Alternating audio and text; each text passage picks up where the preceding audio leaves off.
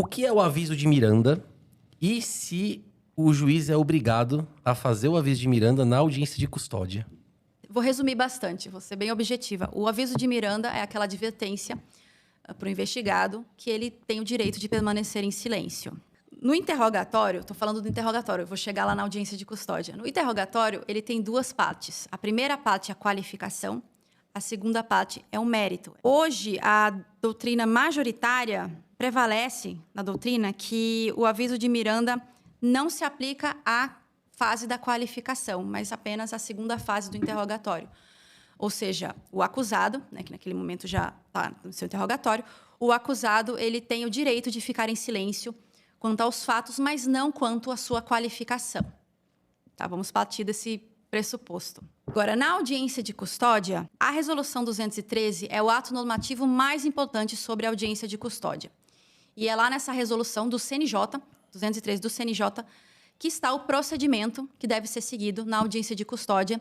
E está lá, se não me engano, no artigo 8º, que o juiz deve advertir o preso sobre o direito de ficar em silêncio. Então, para o CNJ, para a resolução 203 do CNJ, deve ser feito esse aviso na audiência de custódia. E aí, Jamil, qual que é a sua opinião sobre isso?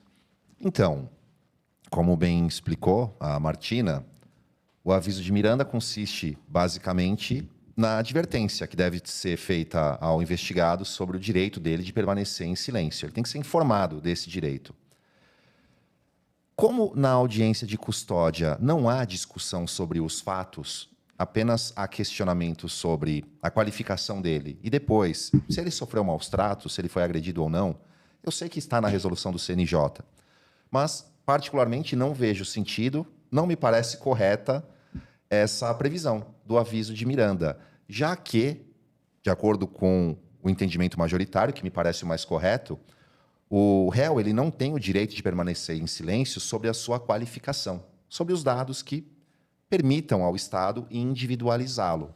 Então, não vejo sentido no aviso de Miranda na audiência de custódia. Ele não pode ficar em silêncio sobre a qualificação. E mesmo sobre a pergunta, né, se ele sofreu maus tratos, eu acho estranho o sujeito ficar em silêncio. Essa semana eu fiz audiência de custódia e, veja só, perguntei a respeito da qualificação dele e depois eu perguntei, você sofreu alguma agressão por parte da polícia quando foi preso? Ele ficou quieto, fez uma cara de espantado e falou, não quero falar sobre isso, quero ficar em silêncio. Me chamou a atenção. Será que ele está sendo coagido? O que aconteceu? Não posso simplesmente falar, tudo bem, então, próxima pergunta. Não, eu tive que continuar questionando. Não, mas explica, o senhor sofreu alguma agressão? O que aconteceu? E aí ele acabou falando que sim, que havia apanhado, que era capaz de identificar as pessoas que o haviam agredido. Então, me parece muito estranho eu simplesmente ali acolher a manifestação dele de que quer ficar em silêncio, porque justamente denota que algo está estranho, né? Ele apanhou, provavelmente. Então, não vejo sentido nessa previsão. Eu penso diferente. Eu estava falando do interrogatório, sobre as duas fases do interrogatório, e eu falei que, para a doutrina majoritária, jurisprudência, está pacificado que o direito de silêncio não se aplica a essa fase da qualificação, que é a primeira fase. Mas existe uma corrente que eu vejo que é uma corrente crescente, que entende que o direito de permanecer em silêncio deve, sim, ser aplicado, ser observado, inclusive na fase da qualificação. É complicado você entender que a qualificação não pode nunca trazer nenhum prejuízo processual, nenhum prejuízo para o acusado. Há algumas informações que o acusado pode dar na sua qualificação que vão prejudicá-lo bastante depois. Por exemplo, vida pregressa. Quando você pergunta, já foi preso ou processado antes? É uma pergunta básica de qualificação. Essa é uma pergunta que não é só uma mera pergunta de qualificação. Essa é uma pergunta que pode ter consequências muito graves, prejudiciais ao acusado.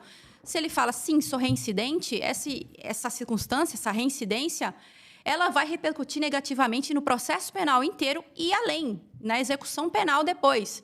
Vai repercutir, por exemplo, na fixação do regime inicial, na própria prescrição.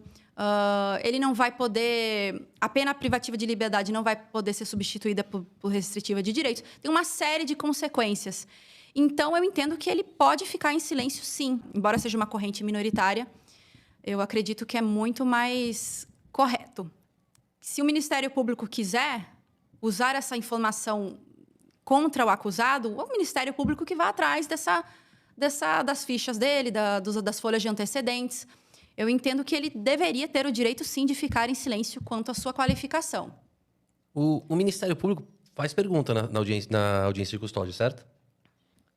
Sim, pode fazer perguntas, Sim. não sobre os fatos. Então faz sentido eu pedir para o meu cliente ficar em silêncio ou não responder as perguntas do Ministério Público, até mesmo na audiência de custódia. Porque qual seria a finalidade do Ministério Público como parte fazer uma pergunta na audiência de custódia? Com qual finalidade? Manter a prisão, talvez? Não, ele não pode perguntar sobre os fatos, ele pode complementar. Vamos imaginar que o juiz esqueceu de perguntar se o réu tem filhos menores. Ele vai lá e complementa a pergunta. Mas com qual finalidade? É porque Ele tá é na lei, parte, né? ele não é fiscal da lei ali. Eu entendo que... Não se o gerar ministério- uma nulidade futura. Talvez seja isso. Muitas vezes, eu faço audiência de custódia quase, assim, às vezes todo dia. Muitas vezes o Ministério Público ele se preocupa com os direitos fundamentais para não gerar uma nulidade depois, não levar uma soltura. Então, ele pode fazer perguntas sobre entrou em contato, foi advertido quanto ao direito, teve direito a conversar com um advogado, passou por exame de corpo de delito. Então, o Ministério Público faz essas perguntas normalmente durante a audiência de custódia. O que ele não pode, repito, é falar sobre o mérito. Veja só, eu vou dar uma opinião talvez errada ou polêmica aqui, mas...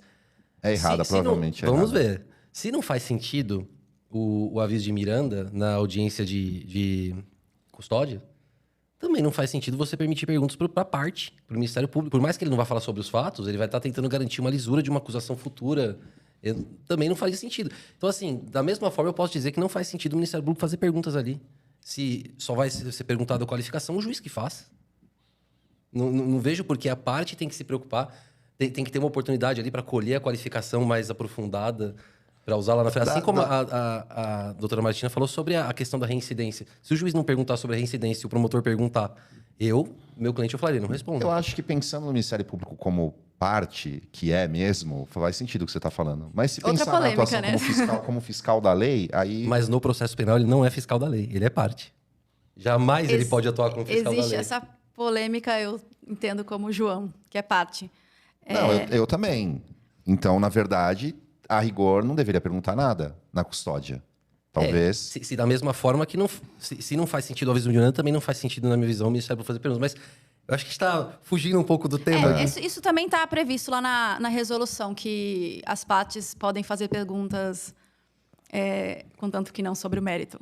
Então, mas na minha visão, eu como parte, todas as perguntas que eu vou fazer são intencionadas para minha finalidade, que é conseguir a melhor Isso, defesa. vai perguntar se ele trabalha... E o Ministério se- Público não vai estar fazendo perguntas ali jamais como fiscal da lei, ele vai estar fazendo como parte. Eu preferi, então, que o cliente não respondesse. Mas eu acho que a gente tem que voltar para o debate Sim. das mulas do